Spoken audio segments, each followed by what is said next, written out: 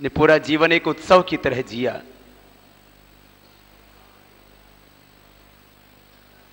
ये ठीक है कि उनका भौतिक अस्तित्व वो दोबारा हमें नहीं दिखेगा उस रूप में जैसे वो थे,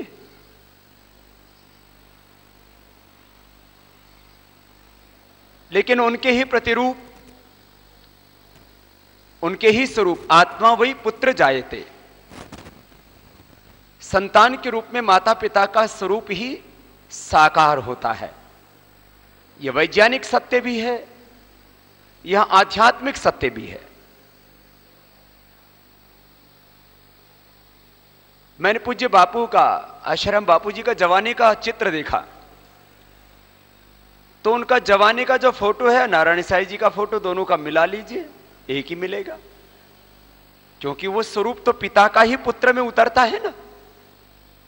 अब वैदिक जी हमारे दाढ़ी नहीं रखते, वेद प्रताप जी यदि दाढ़ी रखें तो ये भी ऐसे ही ऋषि जैसे ही दिखेंगे, और आपको मुझे ऋषि बनाना है। और ये खाली फोटो से ही ऋषि नहीं दिखते, चित्र से ही नहीं। श्री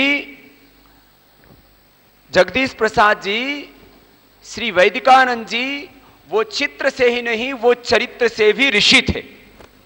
उनका ऐसा पावन जीवन, वेदानुकूल आचरण किया जीवन भर। संश्रुतेन गवे मही मां श्रुतेन विराधिसी मयि वास्तु मयि श्रुतम। आदर्श जीवन की परिभाषा, वेदानुकूल आचरण करना, वाणी, व्यवहार, स्वभाव, आचरण, खान पान, चरित्र, परिवार, पूरा जीवन उसके लिए समर्पित था। दहेज जो हमारे शास्त्रों में निषेध है जिसका, लिया ही नहीं। आदरणीय वेद प्रताप जी मुझसे कह रहे थे कि शादी में चांदी के गिलास भी आए तो लौटा दिया। पहले चांदी के गिलास देना बहुत गौरव की बात समझी जाती थी, बड़े घरानों की बात समझी जाती थी, लौटा दिया। और अंतरजातीय विवाह के लिए कई उनके ऐसे प्रसंग हैं, आदर्श, जो बहुत प्रेरक है। और वेद और वैदिक व्यवस्था, वैदिक विचार, वैदिक संस्कार और वैदिक भावनाएं, उनको उन्होंने प्रामाणिकता के साथ जीवन में जिया। आज एक परिवार के सदस्य जो भाइयों में स्वर्गधाम में चले गए, श्री ओम प्रकाश जी, उनके निधन के उपरांत उनके उस धर्म को, उनकी उस परंपरा को जीवित रखी हुए बहन शशिकला जी, श्री डॉक्टर वेद प्रताप वैदिक जी, और हमारे लिए तो माता स्वरूप हैं वेदवती जी, श्री श्वेत केतु जी, श्रीमती शारदा जी, बहन सुभद्रा और सुनीति जी, रितंभरा जी और वीके सिंघल जी, विनोद जी, अशोक जी, ये पूरा परिवार। और इस परिवार में वैदिक जी का जो आदर्श था उसको ये परिवार जी रहा है। और ये आज जो बड़ा परिवार यहाँ पर है, जो वैदिक परिवार के साथ बहुत गहरे अनुराग से जुड़ा है, और पतंजलि योगपीठ परिवार के भी बहुत भाई बहन यहाँ पर हैं, क्योंकि वैदिक जी वो पूरी तरह से मेरे से तो इतना प्रेम करते थे, पहली बार शायद उनका मेरा मिलन कुंभ मेले में हुआ। और सुबह जब योग का कार्यक्रम आता है तो बैठ करके प्राणायाम करना और सुनना, वो नियमित आस्था के दर्शक श्रोता। और फिर जिस दिन जो जो प्रसंग आए, वेद के, दर्शनों के, उपनिषद के, समाज के, राष्ट्र के और वैश्विक विषयों से जुड़े हुए जितने भी मुद्दे आए, तो फोन करके वेद प्रताप जी को बोलते थे, आज स्वामी जी ने ये कहा, तुमने सुना? मैंने वैदिक जी से कहा मैं कल प्रभात में आ रहा हूं। और क्योंकि सन्यासी का तो विराट परिवार होता है। बहन सुभद्रा कह रही थी हम सोचते थे हम 6 भाई बहन हैं, लेकिन हमने देखा कि तो हमारे हजारों भाई बहन हैं, हजारों हमारे साथ हैं, हजारों हमारे हाथ। आज वैदिक जी के जीवन को, उनके व्यक्तित्व को, उनके कृतित्व को, उनके ऊंचे आदर्शों को स्मरण करके हम उनको अपनी श्रद्धांजलि अर्पित करने आए हैं। भौतिक रूप से उनका अस्तित्व हमारे बीच में नहीं है, ये तो किसी का नहीं रहना है। ये भौतिक अस्तित्व अधिकतम 400 साल तक टिक सकता है। महर्षि दयानंद ने प्रश्न किया सत्यार्थ प्रकाश में कि मनुष्य की अधिकतम आयु कितने वर्ष की हो सकती है? तो महर्षि दयानंद कहते हैं कि संयम सदाचार से जिए, प्रकृति के नियमों का उल्लंघन ना करे, परमेश्वर के नियमों का उल्लंघन ना करे, अर्थात वेद की आज्ञा का उल्लंघन ना करे, तो व्यक्ति 400 साल तक जी सकता है।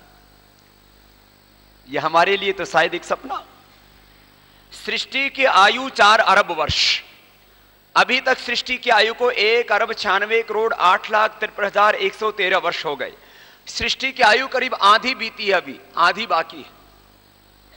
हमसे पहले न जाने कितने अरबों खरबों व्यक्ति पैदा हुए, मर गए।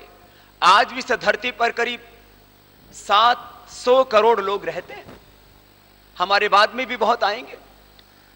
आना और जाना ये तो जातस्य ही ध्रुवो मृत्युः ध्रुवम जन्म मृतस्य च तस्मात् अपरिहार्यार्थ नत्वम शोचितुम अर्हसि।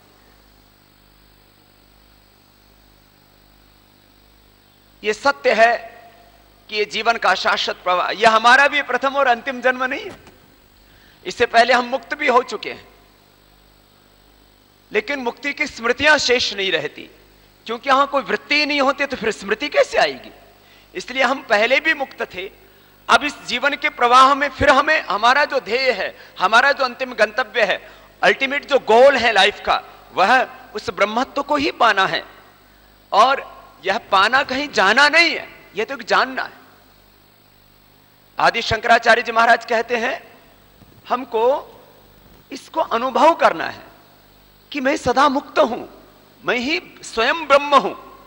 ब्रह्म होने का अर्थ भगवान होना या ईश्वर होना नहीं है, माने मैं उसी की सत्ता का, उसी की व्यवस्था का एक हिस्सा हूं, उसी का प्रतिरूप हूं। हिरण्मयेन पात्रेण सत्यस्याः पीतम मुखम योऽसौ आदित्य पुरुष सोऽसामहम्। ये जो उपनिषद सत्य हैं हमारे, तत्त्वमसि श्वेतकेतु नाम बहुत कम रखा जाता है, लेकिन ये उपनिषदों से ये नाम लिया पिताश्री ने, भैया जी ने, श्वेतकेतु का। तत्त्वमसि श्वेतकेतु तो वही है। हे श्वेतकेतु, ये पिता का उपदेश होता था हर एक आदर्श पिता का अपने पुत्र के लिए। तत्त्वमसि श्वेतकेतु प्रज्ञानम ब्रह्म अयम आत्मा ब्रह्म शिवोहम शिवोहम अहम ब्रह्मास्मि। ये जो हमारे वेदांतिक सत्य हैं, औपनिषद सत्य हैं, इनका तात्पर्य यही है, हम अपने उस विराट स्वरूप का अनुभव करें। एक ब्रह्म जो सबका केंद्र है, और ये परिधि जिसको हम ब्रह्मांड कहते हैं, जिस सौरमंडल में हम रहते हैं, और उसमें भी ये एक पृथ्वी एक ग्रह है। ऐसे सौरमंडल वैज्ञानिक कहते हैं कोई 2000, कोई 2500, कोई कहते हैं 5000 हैं, लेकिन अभी तो किसी का कोई इसका अंत पता नहीं लगा है। जिस ब्रह्म का ये इतना विस्तार है, साकार रूप में ही उसने अनेक रूप धारण किए हैं, जो उपनिषदों में और वेदों में वर्णन आता है कि इस ब्रह्म ने अपनी ही शक्ति को इन अनेक रूपों में संजोया है।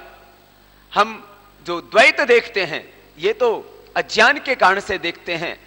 शरीर के मूल तत्व, मूल मनस तत्व, मूल आत्म तत्व तो एक ही है।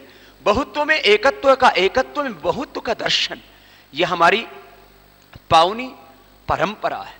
आज हम अपने जीवन में कैसे हमको पूर्णता पानी है। पूर्णमदः पूर्णमिदं पूर्णात् पूर्णमुदच्यते पूर्णस्य पूर्णमादाय पूर्णमेवावशिष्यते।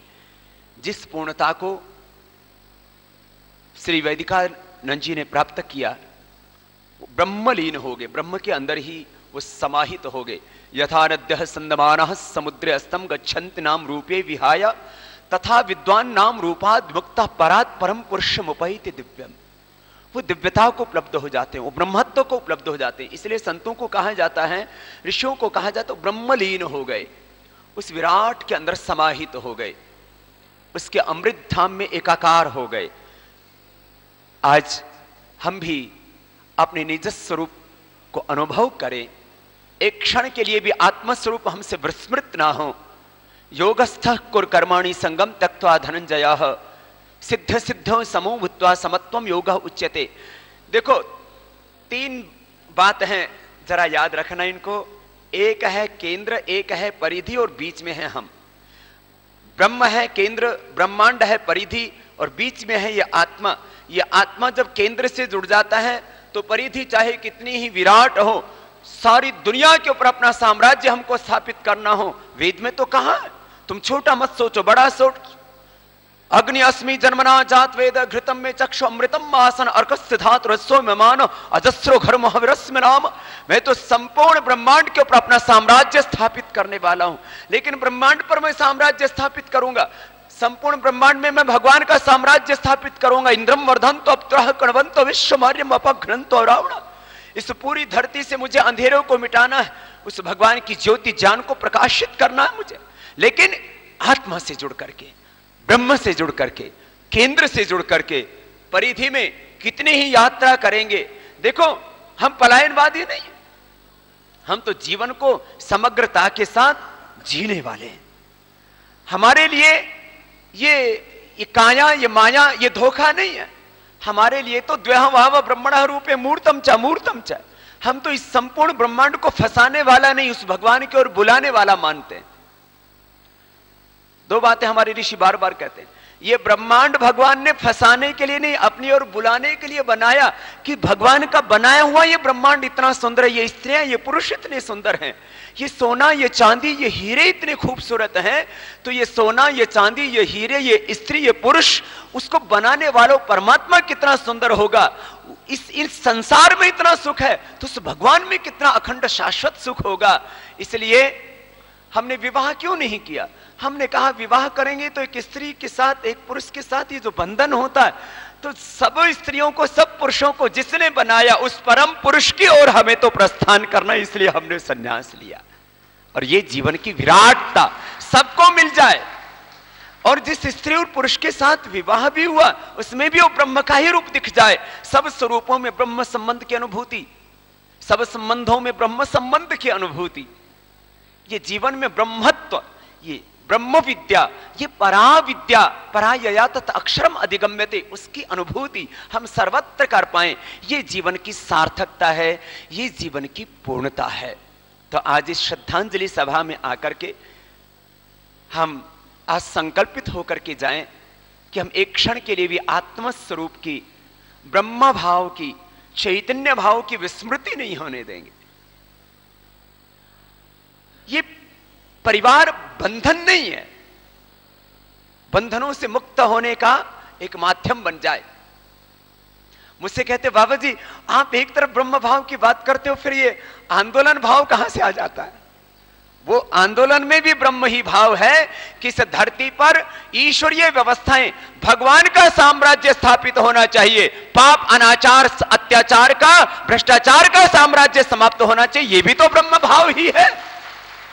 और इसी को भगवान राम ने, भगवान कृष्ण ने, इसी को भगवान शिव ने, हनुमान जी ने, हमारे वो तुम कब महर्षि पाणिनि, पतंजलि, सबने जिया, महर्षि दानंद ने इसको जिया, गुरु गोविंद सिंह ने जिया, सारे हमारी गुरु परंपरा, हमारे वीर वीरांगनाएं, हमारे ऋषि ऋषिकाएं, उनका जीवन का आदर्श इसी बात के लिए प्रेरणा देता है हमको।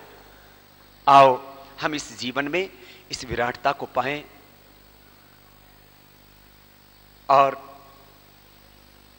आज संकल्पित होकर के जाएं कि हम हर पल ब्रह्म भाव में जिएंगे, आत्मा भाव में जिएंगे, चैतन्य भाव में जिएंगे। वही हमारा निज स्वरूप है, वही हमारी निज प्रकृति है, मूल प्रकृति है। और पूरे वैदिक परिवार को, और वैदिक परिवार में हमारे श्वेत केतु जी यद्यपि छोटे भाई हैं हमारे वेद प्रताप वैदिक जी के, लेकिन उन्होंने जो पिता की सेवा की है, जैसे बचपन में माता पिता अपने पुत्रों का मलमूत्र अपने हाथों से साफ करते रहो, उनके हृदयों में बच्चों के लिए अनंत करुणा, प्रेम का भाव होता है। ऐसे ही जब माता पिता बुजुर्ग हो जाएं और उनकी तुम्हारी सेवा की जरूरत पड़े, तो जो तुम्हारी सेवा बचपन में माता पिता अपने हाथों से की, तुम्हारा मलमूत्र साफ किया, यदि तुम्हें वैसा करने का सौभाग्य मिले तो समझना कुछ पिता के ऋण से उऋण हुए हो।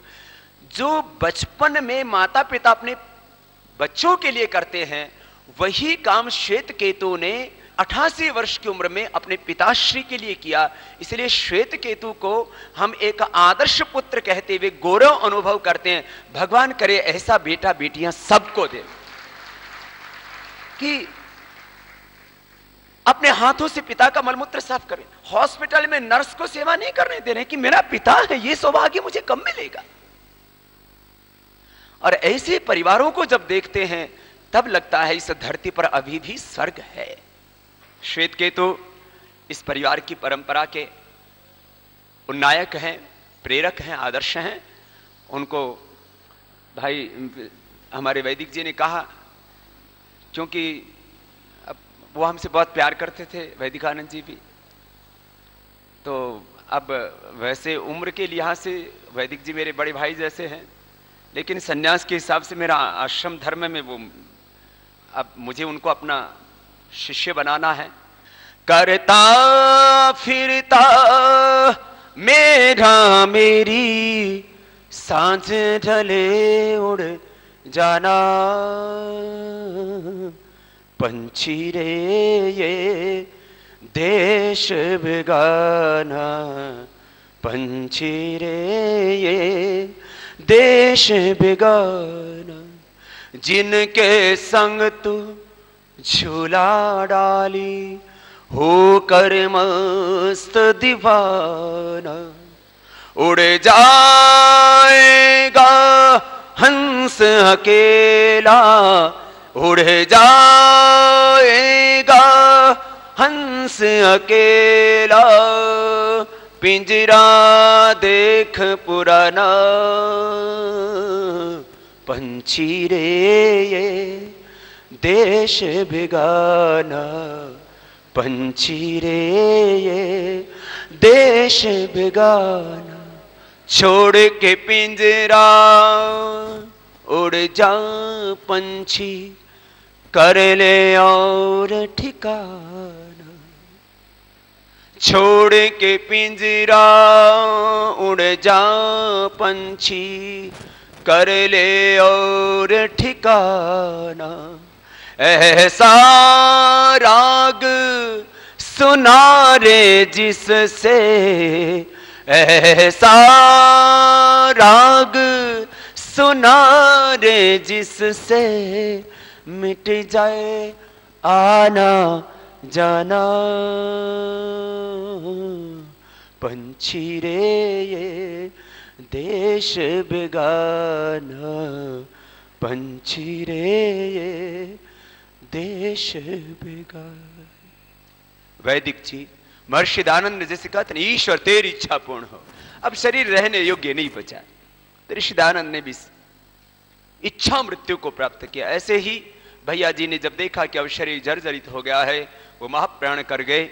उस महामानव को, उस ऋषि को हम सबका प्रणाम, हम सबकी श्रद्धांजलि, उस पुण्यात्मा को, उस महान आत्मा को, उस दिव्यात्मा को। और आज सब यहां जो आए हैं, सभी इस आध्यात्मिक परिवार के सदस्य हैं। मंच के ऊपर जो बैठे हैं, मंच के नीचे जो बैठे हैं, सबके हृदयों में अनंत प्रेम था श्री वैदिक जी के लिए। हम सब उनके परिजनों की ओर से उस महान आत्मा को पुनः श्रद्धांजलि अर्पित करते हैं। ओम शम ओम शांति ही शांति ही शांति। विदेशों में